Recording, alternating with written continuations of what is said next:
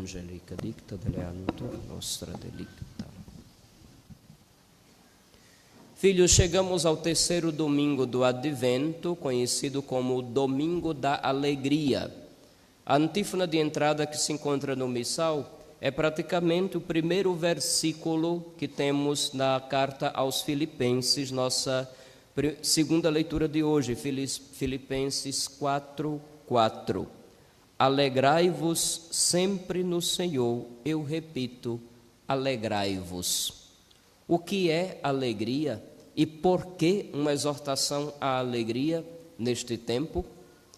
Vamos distinguir. Alegria não é euforia. Euforia, digamos assim, é uma reação química que qualquer corpo animal pode ter.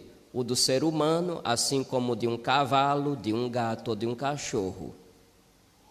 Reação química por algo agradável, vindo assim de surpresa, sei lá, de supetão, acontecem. Por exemplo, quando o seu time ganha a final de um campeonato, você vibra, você grita, você pula, você toma todas e abraça até gente estranha, dá até beijo se for o caso. Não é assim? Isso é euforia. Da mesma coisa acontece também com um animal irracional.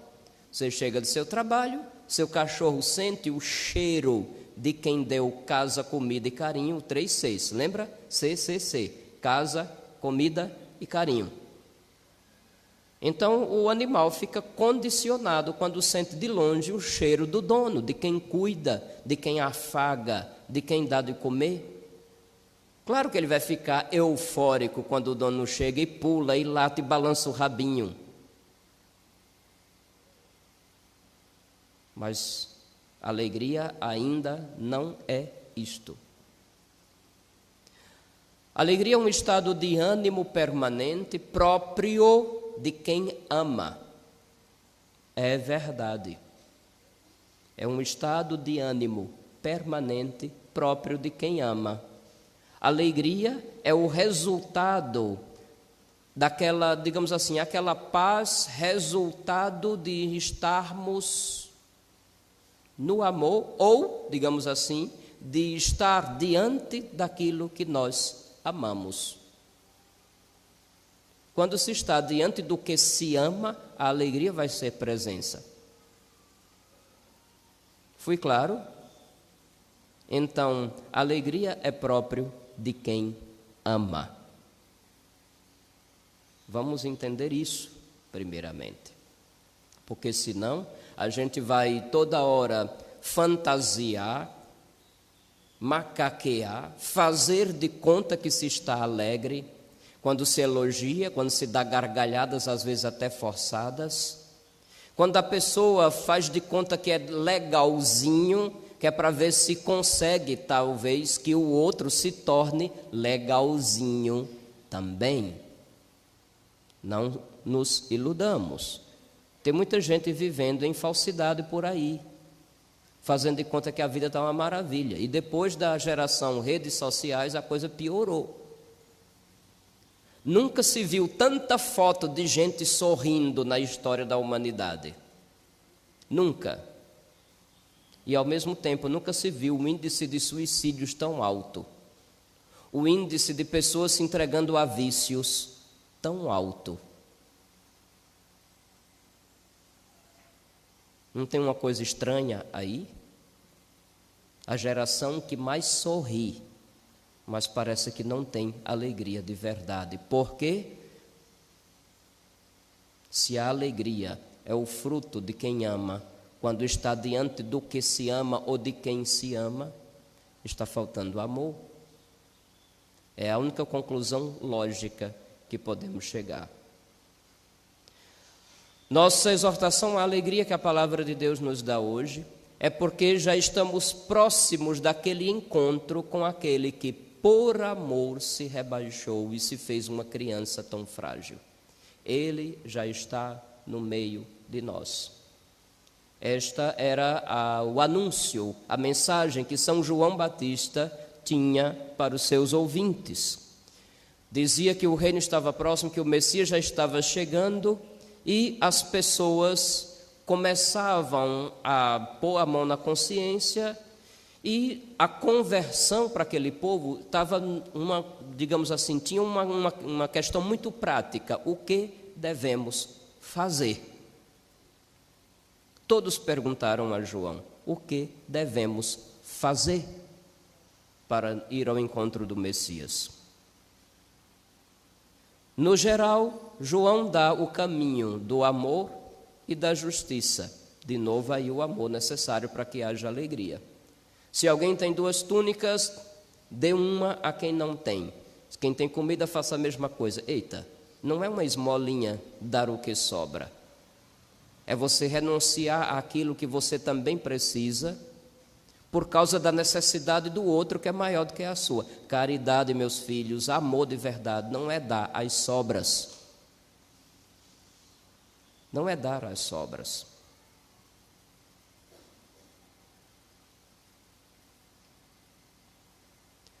Nós estamos começando, depois de tanto tempo aqui, só para se dar uma ideia de o que significaria na nossa prática do dia a dia não dar as sobras.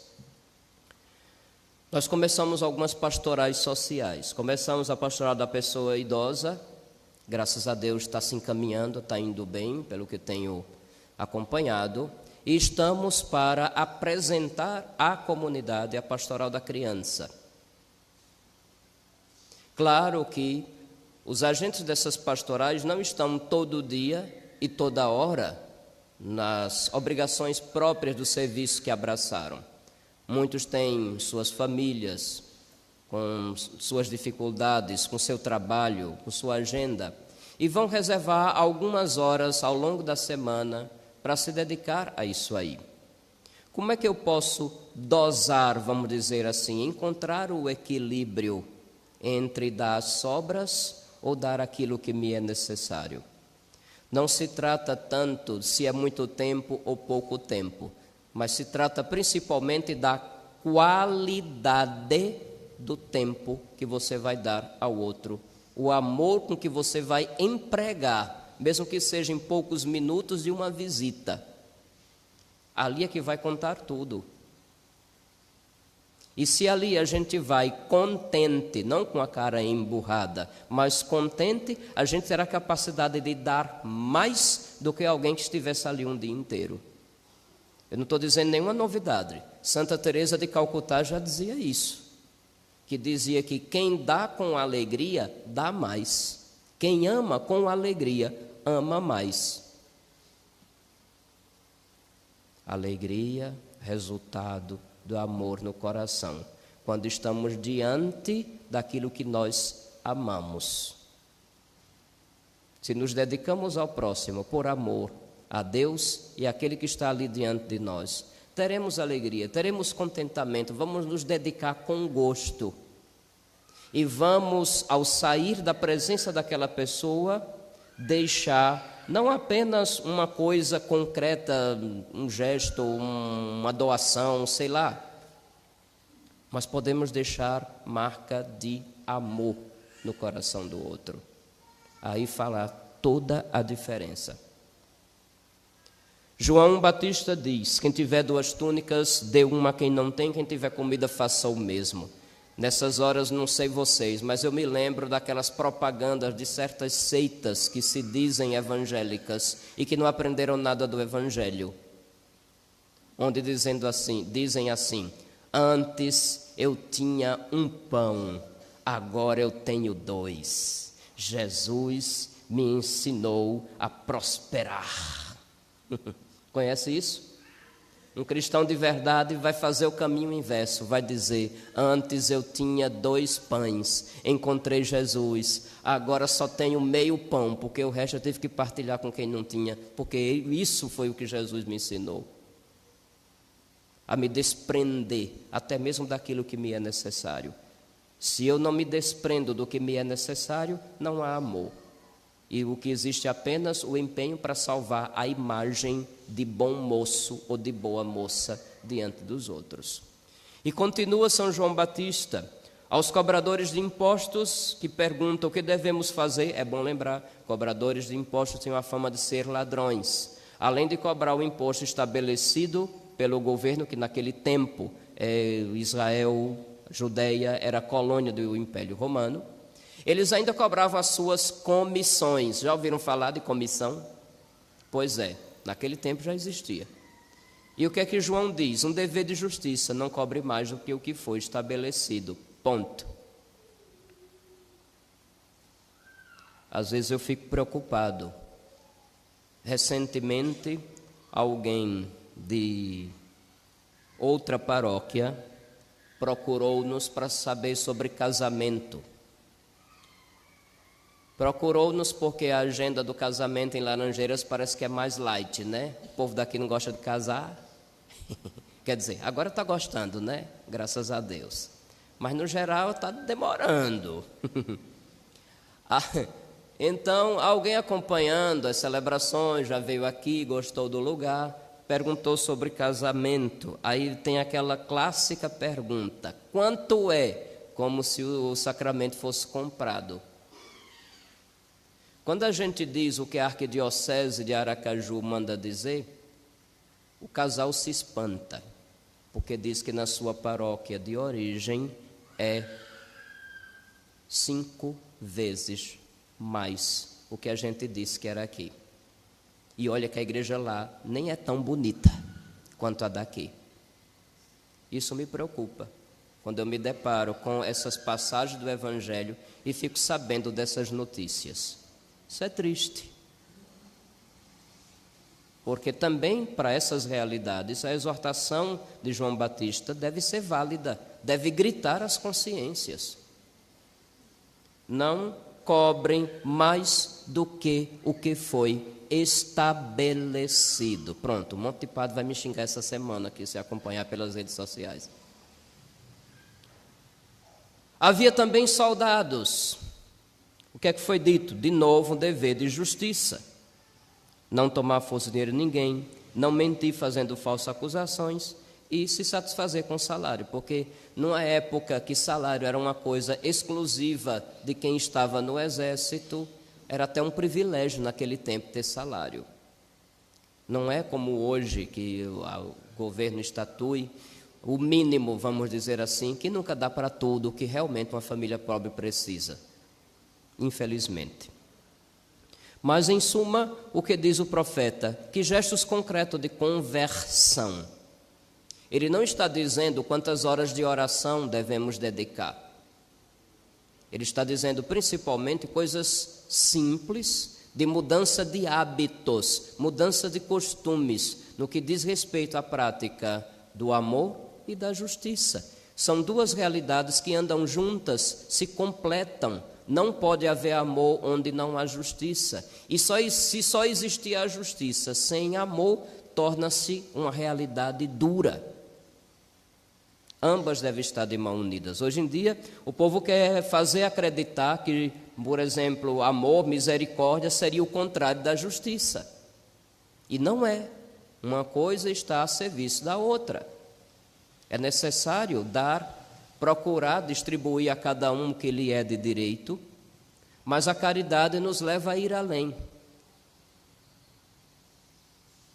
A caridade leva a uma renúncia pessoal para socorrer a necessidade do outro quando for necessário. A caridade deve me levar a renunciar o que é meu por direito, se for necessário. Alegria própria de quem ama, própria de quem está diante do que se ama ou de quem se ama.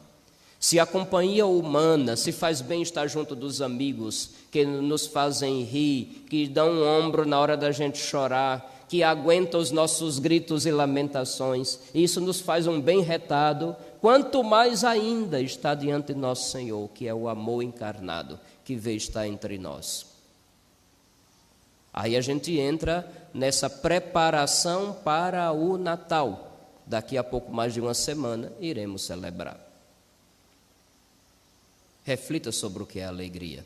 Porque quando se trata das coisas de Deus, meus filhos, aquilo que é humano ajuda, mas ainda não é tudo, não é suficiente. Ajuda a amar, quando temos pessoas que nos amam, ajuda. E se por acaso não tiver ninguém que nos queira bem ao redor? E se por acaso tiver alguém com a cara emburrada, querendo nos fuzilar só com o olhar? E se por acaso o necessitado, além de não se dar conta de sua necessidade, ainda faz pouco caso daquela atenção que lhe damos? Ainda lembrando, é porque eu estou olhando o pessoal que está fazendo a capacitação da pastoral da criança, eles estão distribuídos aqui dentro da igreja. Aí, querendo ou não, algumas lembranças me vêm. Quando eu estava na minha paróquia anterior, Paróquia Imaculada Conceição e São Lucas, em Itabaiana, nós juntamos os voluntários e organizamos a pastoral da criança. Numa das partilhas que nós fizemos foi engraçado. Teve um pessoal que foi lá bem no finalzinho do bairro, vamos dizer assim, a partir do centro do bairro, mais para a periferia. E num lugar, se eu não me engano, chamado Estreito, porque o Estreito tem um de um lado de uma pista e tem o outro indo para o povoado Carrilho. Mas não sei, acho que foi do lado ali do bairro mesmo. Eles foram numa família, já era, parece que a segunda ou era a terceira vez que faziam a visita. E teve alguém da família que inventou de perguntar: ei, quanto é que o padre paga a vocês? Aí o pessoal fez igual a vocês, começaram a rir. Aí disse: não, o padre não nos paga nada não, é voluntário. Aí a pessoa disse assim: mas vocês são bestas, né? Trabalhar de graça para aquele padre ruim. Minha fama de ruim me precede, graças a Deus. É melhor, digo para vocês, é melhor a gente chegar no lugar com fama de ruim e ir quebrando os muros e as barreiras do que chegar com fama de bonzinho e ser responsável por escandalizar o povo e de fazer o povo perder a fé. Então é melhor eu chegar com fama de ruim mesmo. Pois, para você ver, muitas vezes você precisa se dedicar para pessoas que nem sequer se tocam que tem aquela necessidade, e quem está ali pelo bem deles, porque quer ver algo bonito acontecer naquela vida, naquela família. Às vezes você precisa amar e com contentamento, com alegria, como dizia Madre Teresa, a aqueles que nem sequer têm capacidade de entender que estão sendo amados. Acontecem muitas realidades dessas. Se não for uma ajuda de Deus, se a gente não rezar também, se a gente não tiver como primeira motivação o amor a Nosso Senhor, vai ter mais o que depois de uma dessa? Qualquer um poderia dizer: não vou mais ali não. A gente vai, faz tudo de bom, se dedica, e a pessoa vem com uma dessa. Quem tem apenas o egoísmo no lugar do amor, pode chegar a essa conclusão e sacudir as mãos e dizer: isso não é comigo, que outros que tenham sangue de barata possam ir lá no meu lugar. Alguns se cansam de amar. Por quê? Será que havia amor? Ou havia apenas um interesse muito pessoal de querer se destacar ou de querer ser reconhecido de alguma forma?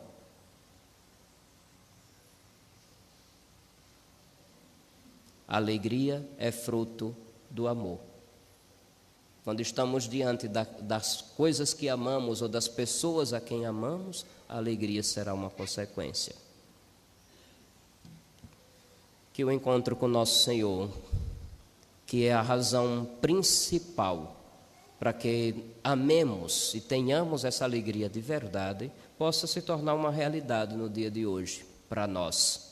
E assim como o povo do tempo de João Batista, a gente também se questione: o que eu tenho que fazer? O que eu devo fazer? Porque muitas situações onde é necessário colocar amor, existem. Existem. E queira Deus, entre nós hajam aqueles que sejam capazes de dizer: eu vou ali, onde não tem amor, para colocar amor.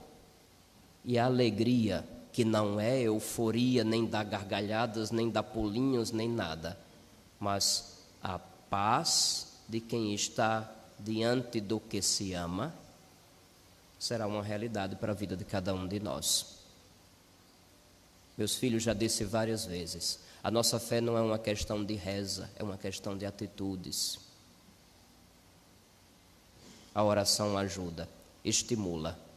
Mas se a oração não nos instiga à ação, ela corre o risco de ser uma farsa.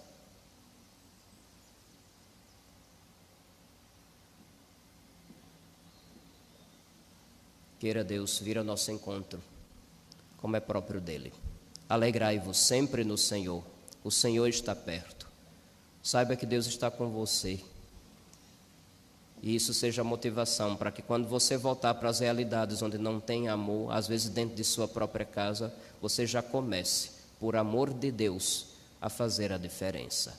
Louvado seja nosso Senhor Jesus Cristo. Para sempre seja louvado.